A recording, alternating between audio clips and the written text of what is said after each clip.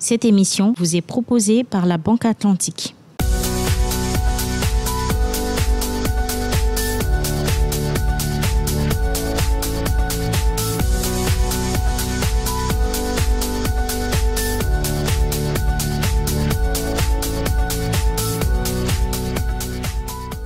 Mesdames et messieurs, bonsoir. Je suis ravie de vous retrouver pour un nouveau numéro de Business Première. Je suis comme d'habitude accompagnée de notre chroniqueur Lo Damas. Lo Damas, bonsoir. Bonsoir Christiane. Utilité de la démarche qualité pour les entreprises ou encore installation et maintenance des sites GSM. Voilà ce que nous avons à l'affiche de ce numéro de Business Première. Mais avant d'entrer de plein pied dans ces sujets, je vous propose de faire le tour de l'actualité africaine. Au titre des news africaines, après Washington, Istanbul, Dubaï et Kuala Lumpur, c'est Marrakech qui cette année abritait le 5e sommet de l'entrepreneuriat. La cérémonie de lancement a eu lieu le 19 novembre à la faveur de la journée de l'entrepreneuriat féminin. Une façon pour les organisateurs de cet événement d'encourager les femmes à entreprendre. À l'issue de 3 jours d'échanges entre plus de 6000 participants venus du monde entier, plusieurs prix et projets ont été annoncés. Il s'agit notamment de la mise en place d'un fonds pour l'entrepreneuriat et l'innovation d'une valeur de 50 millions de dollars, de l'organisation du prix de l'innovation pour l'Afrique en 2015 au Maroc et entre autres du prix de l'entrepreneuriat africain d'un montant annuel d'1 million de dollars. La Banque centrale du Nigeria a modifié la parité entre le naira et le dollar américain, ce qui veut dire donc qu'il y a dévaluation du naira. Ainsi donc pour 1 dollar, c'est désormais 168 naira qu'il faudra échanger au lieu de 155. La Banque centrale nigériane a aussi relevé le taux directeur d'1 point à 13% et augmenté le taux des réserves obligatoires des banques privées à 20% contre 15% auparavant. C'est une dévaluation que subit le pays actuellement frappé de plein fouet par la baisse des cours du pétrole. Cette chute des cours qui a induit la dévaluation menace également le budget de l'État qui dépend à 70% des revenus des hydrocarbures. Et pour poursuivre avec le Nigeria, le pays est dignement représenté à l'OPEP. Et pour cause, pour la première fois de son histoire, c'est une femme qui préside aux destinées de l'organisation et cette femme est nigériane. Il s'agit de la ministre des Ressources pétrolières, Diezani Alison Madueke. Les pays de l'OPEP réunis le 27 novembre dernier à Vienne ont élu la ministre à la présidence de ce cartel pour 1 an à compter du 1er janvier prochain. Alors Damas, la démarche qualité est aujourd'hui au cœur de notre entretien. Oui. Mais il serait déjà convenable de définir cette terminologie. La démarche qualité, qu'est-ce que c'est? Oui, de façon simplifiée, on peut retenir que la démarche qualité, c'est en fait un processus par lequel on implante un système de qualité au sein d'une entreprise. Donc l'entreprise se dirige vers un organisme certificateur qui, au bout d'un processus, donc, lui attribue la certification. C'est pourquoi vous entendez très souvent parler de normes ISO 9000, 9001, etc.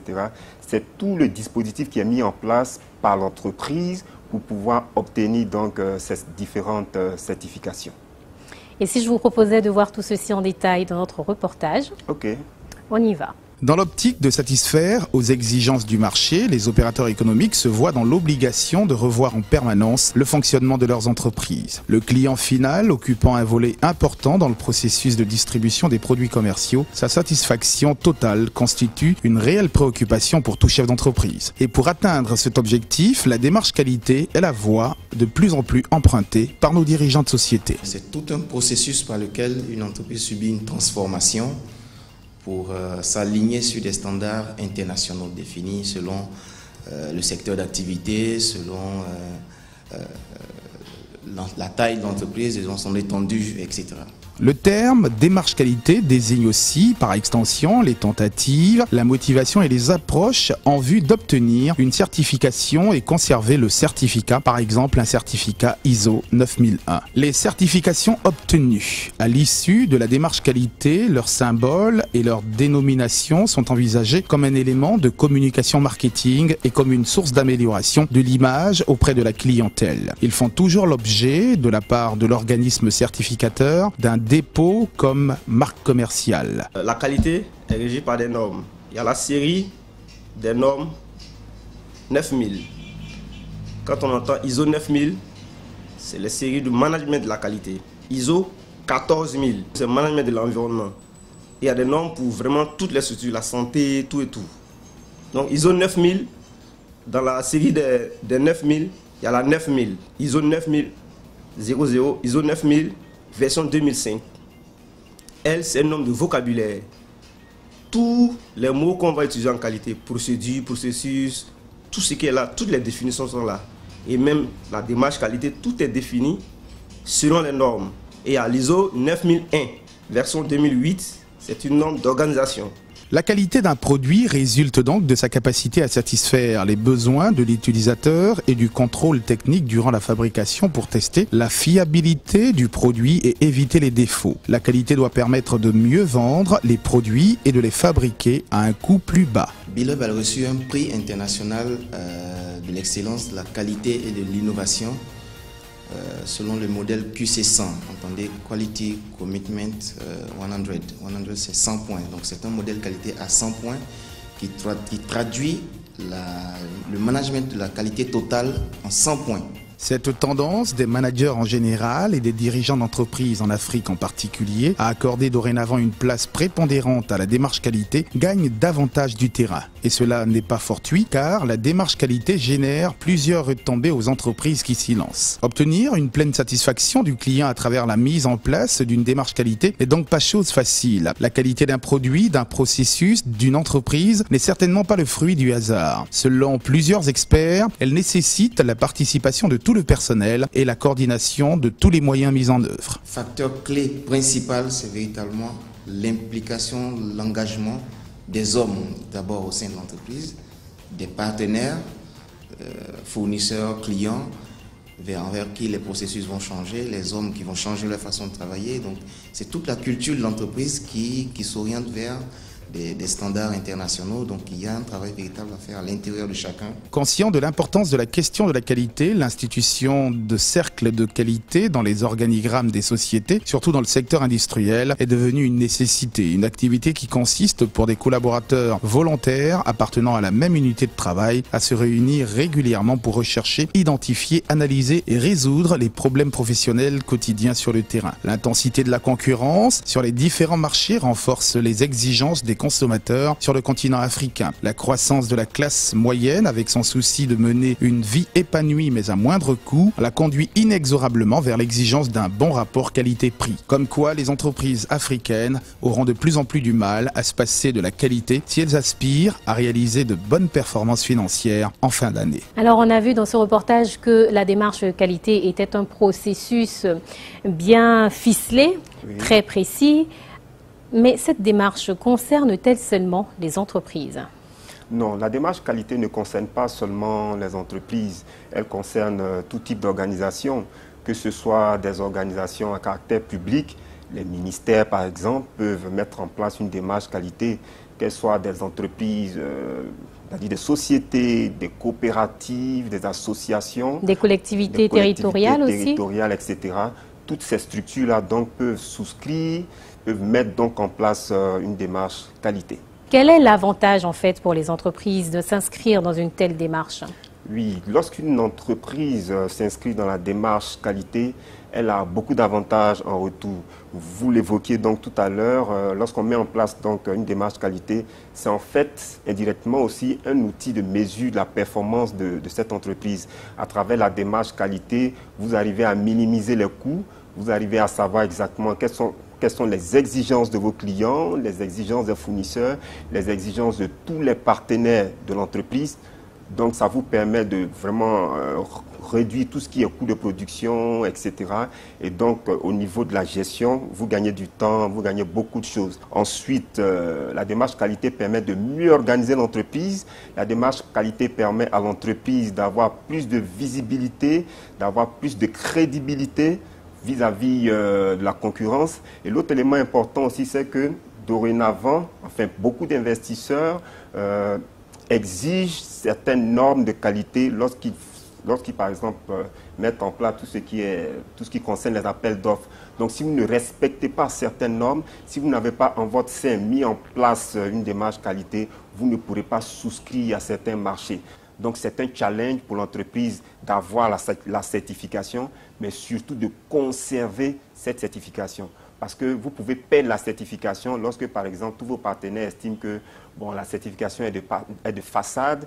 Vous ne respectez pas voilà, les vous normes. Vous ne respectez pas votre charte, vous ne respectez pas les normes. Alors, on aura vu aussi que dans la mise en œuvre, il y a l'idée de définir des objectifs, définir et choisir des outils pour atteindre les objectifs.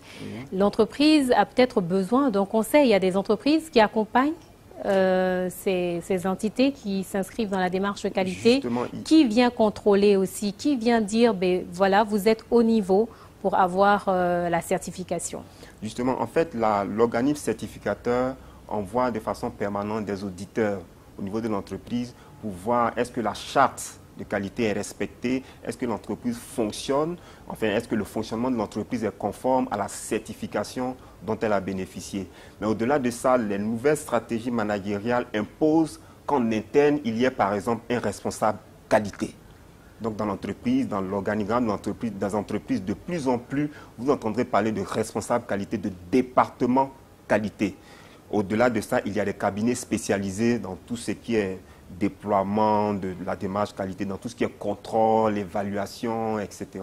Même au niveau étatique aussi, il y a des dispositifs qui sont mis en place pour que les normes soient respectées par les entreprises et que la qualité soit vraiment quelque chose d'habituel, de pratiqué par les entreprises. C'est sur ces mots que prend fin notre entretien. Merci Damas pour toutes ces informations.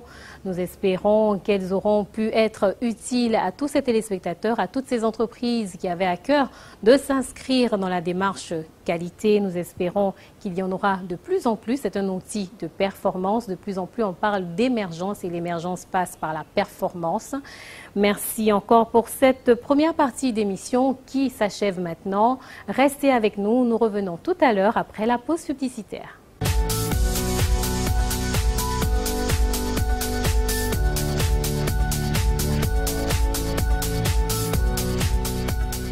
Nous revoilà sur le plateau de Business Première pour la seconde partie de notre émission.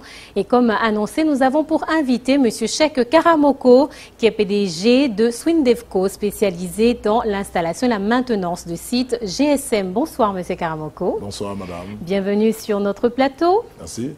Alors, vous êtes directeur, donc, comme je disais, de Swindevco. Présentez-nous en quelques mots votre entreprise, votre activité. Je dirais que la société Swindevco est une société de prestation des sites GSM et aussi de maintenance de ces sites-là. Et elle a été créée en 2004 lors du boom des télécommunications en Côte d'Ivoire dans le domaine du GSM. Et donc nous avons senti le besoin qui existait de par les opérateurs à trouver des prestataires de qualité pour pouvoir les accompagner dans leur déploiement des réseaux.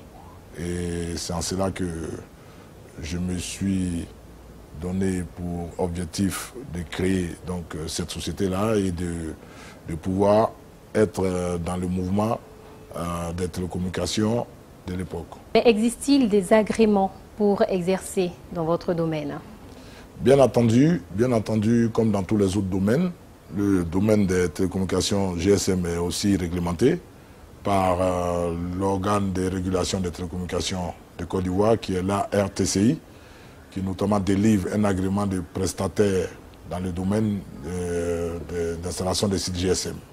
Et donc nous sommes soumis à cet agrément-là que nous devons renouveler chaque année. Une question. Justement, oui. Moi, j'ai envie de savoir comment est-ce que ce secteur d'activité se porte actuellement en Côte d'Ivoire, également au niveau de l'Afrique tout entière. Merci. Écoutez, comme vous le savez, le secteur des télécommunications dans tout pays est un secteur à fort potentiel économique. Vous êtes sans ignorer que le domaine du GSM, comme on dit dans le jargon, c'est la fleur des télécoms. Les investissements dans ce domaine se sont opérés en Côte d'Ivoire de façon massive. Vous êtes sans ignorer aussi que nous avons plusieurs opérateurs qui opèrent dans ce secteur, qui vraiment est à fort potentiel économique, comme je dirais. Et Nous, aujourd'hui, ce que nous voyons, c'est que depuis que nous sommes dans ce secteur, nous avons accompagné les opérateurs jusqu'à atteindre le point de saturation au niveau des installations de leur réseau. Et nous avons connu la croissance des installations depuis les années 2004, qui ne faisait que grimper. Et puis jusqu'à atteindre aujourd'hui le point de saturation, on pourrait ainsi dire. Mais il faut dire qu'aujourd'hui le secteur a profondément muté et nous avons assisté à une nouvelle façon d'opérer. C'est-à-dire que les opérateurs du GSM aujourd'hui ont décidé carrément de vendre leur parc de pylônes et leur site à d'autres opérateurs spécialisés dans la maintenance de ces sites-là. Et donc, on part donc de la période des installations des pylônes, des travaux neufs, et aujourd'hui on a atteint la période de la maintenance de ces installations-là. Alors, une remarque qui est de taille quand même, c'est que vous êtes l'un des rares nationaux à exercer en Côte d'Ivoire. Vous êtes un business model. Beaucoup d'Africains, beaucoup d'Ivoiriens sont au chômage, ils ont envie d'entreprendre. Est-ce qu'aujourd'hui, il y a encore une place à se faire dans ce secteur? Ben moi, merci. J'ai toujours encouragé, en tout cas les jeunes Ivoiriens et mes compatriotes, à entrer dans ce secteur parce que, vous savez, les télécommunications, malheureusement en Afrique, les sociétés de télécommunications gagnent beaucoup d'argent, mais il n'y a pas un engouement réel au niveau national, au niveau des prestations de services. C'est-à-dire que la redistribution de cette manne-là n'est pas vraiment ressentie sur des opérateurs nationaux, des sociétés, des prestataires nationaux, à mon avis. Parce que nous sommes dans ce secteur depuis une décennie. Et je dois dire que malheureusement, nous sommes pratiquement une des rares sociétés, sinon même les seules, aujourd'hui sur la place à faire ce genre d'activité. Et je n'ai pas, pour ma connaissance, en tout cas, vu comme dans les autres secteurs d'activité. En tout cas. Et à quoi est due donc cette lacune, le manque d'information, le manque d'accompagnement de l'État? Je pense qu'il y a déjà le manque d'information, effectivement. Et puis, il y a surtout le fait que l'accompagnement au niveau des étatiques doit vraiment aussi se faire. Parce que vous savez, quand l'État signe des conventions avec des sociétés, des grands groupes de télécommunications, je pense que le volet, en tout cas, le volet, je dirais, de promotion, de des la promotion compétences ivoiriennes locales au niveau des structures n'est pas réellement, on ne la sent pas, on ne sent pas ce volet réellement. C'est donc un appel peut-être que vous pourriez lancer là? Je profite pour lancer un appel parce que je suis le seul à pouvoir le faire effectivement, parce que je suis du secteur, mais il faut que les Ivoiriens s'intéressent à ce secteur qui est un secteur porteur d'emploi. Et je vous donne un exemple, nous avons commencé en 2004, nous avons embauché pas mal de jeunes Ivoiriens, nous avons formé pas mal d'ingénieurs, nous avons ouvert un bureau en Guinée-Conakry, nous avons même fait partie des jeunes Ivoiriens en expatriation qui sont salariés de notre société. Au Togo, dans la sous-région, nous avons fait pareil. Je vais dire, aujourd'hui, ce qui manque à ce secteur, c'est que l'État encourage la création d'emplois dans ce secteur-là. Parce que malheureusement, aujourd'hui, ce sont des multinationales de toutes sortes qui se partagent ce secteur. Nous n'avons rien contre les multinationales, mais nous voulons que l'État encourage aussi les sociétés locales à évoluer dans ce secteur-là. Alors, M. Karamoko, pour les opérateurs économiques locaux qui veulent intégrer ce marché-là, ils ont bien envie de savoir quelles sont les exigences de vos clients. Est-ce qu'en tant qu'investisseur aussi, se lancer dans un tel secteur d'activité ne nécessite pas forcément de gros moyens financiers? Ben oui, je dirais qu'effectivement, il y a la question des moyens financiers qu'il faut prendre en compte. Nous avons commencé tout petit. Nous avons commencé tout petit, nous n'avons pas commencé avec des milliards, non. Nous avons commencé vraiment tout petit. Et ça nous intéresse d'ailleurs de savoir comment est-ce que vous avez commencé tout petit. Nous avons commencé tout petit. Vous étiez dans un 2, bureau, 3 nous étions 4. Où est-ce que vous étiez dans un situé? petit bureau local au plateau, pas plus grand que ces pièces. Et nous nous sommes fait connaître tout doucement. Nous avons soumissionné à des appels d'offres, tout doucement, des appels d'offres de notre capacité, et tout. Et puis nous sommes structurés au fur et à mesure que nous avons grandi. Et puis donc, ça veut dire qu'aujourd'hui, on peut rentrer tout petit dans ce secteur. Ça, au moins, ça c'est sûr. Et aujourd'hui, la vraie question des entrepreneurs ou chefs d'entreprise qui aimeraient ouvrir une compagnie dans ce secteur d'activité-là, devront savoir que dans tout secteur, ça demande de la rigueur. Ça demande de la rigueur, et notamment dans le secteur des télécoms, c'est encore plus rigoureux, parce que vous avez des clients qui sont très exigeants, et comme je vous l'ai dit tout à l'heure, imaginez un client, un consommateur dont le téléphone ne marche pas au niveau du réseau. Vous-même, ça vous arrive souvent, vous voyez votre réaction. C'est la même réaction. Ça veut dire quoi? Que c'est un secteur sans pitié. On n'accepte pas l'erreur, la défaillance. Donc, tout ça, c'est répercuté au niveau du travail.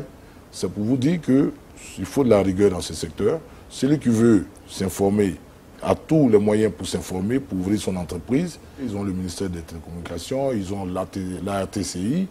Et je dirais que ce n'est pas aussi compliqué qu'on le pense. Il faut avoir le maximum d'informations et puis approcher maintenant les opérateurs et voir comment vous pouvez vous faire connaître.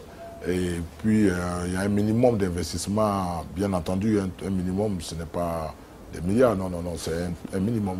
Pour clore notre entretien à présent avec vous, M. Karamoko, nous allons aborder la question environnementale, la question de santé aussi.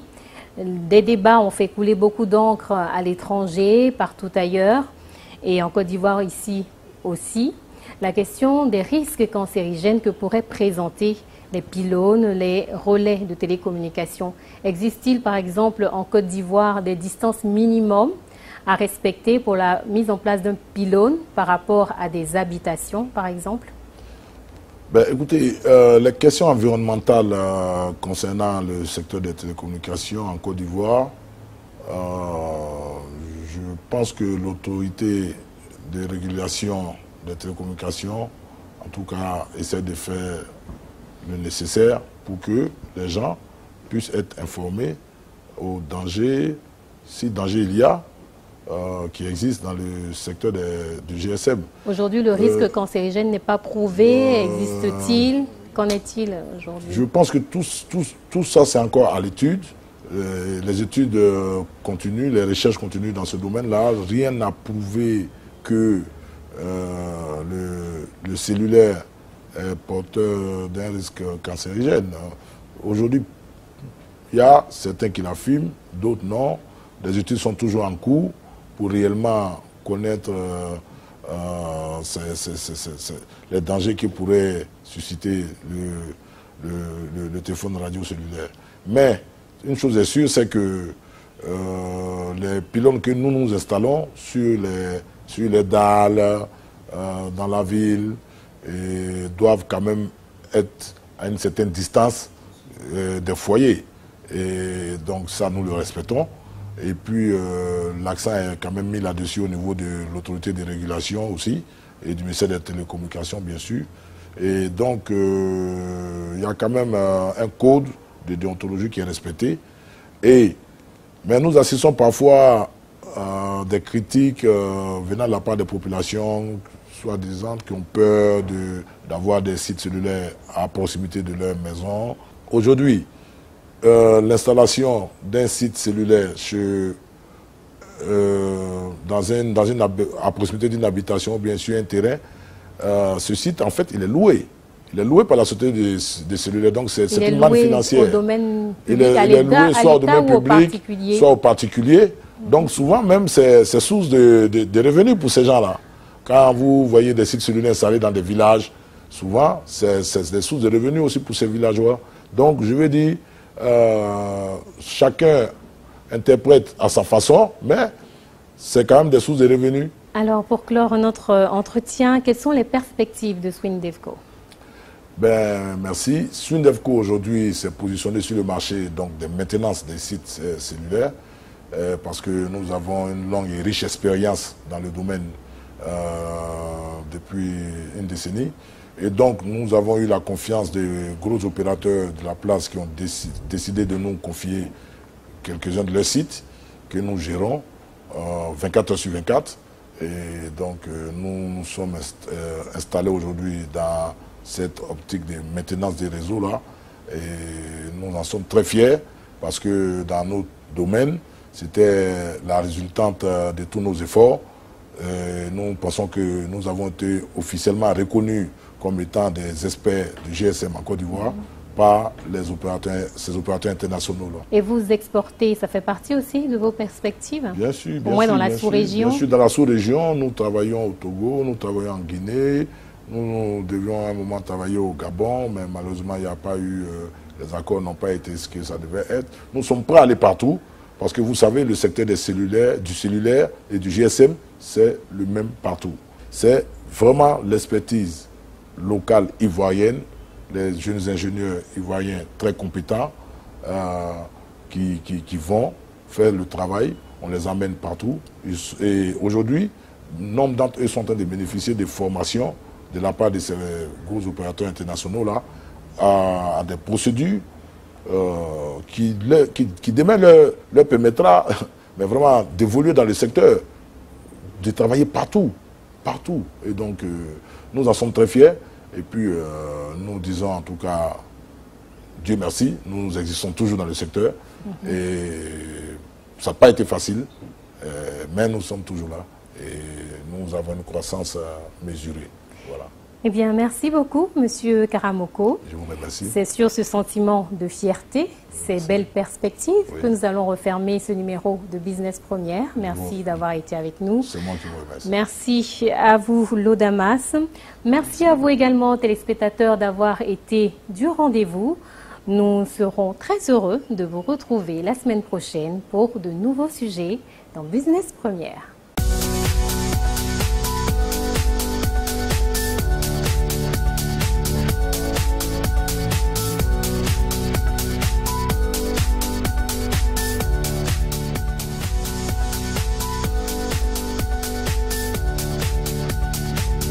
Cette émission vous a été proposée par la Banque Atlantique.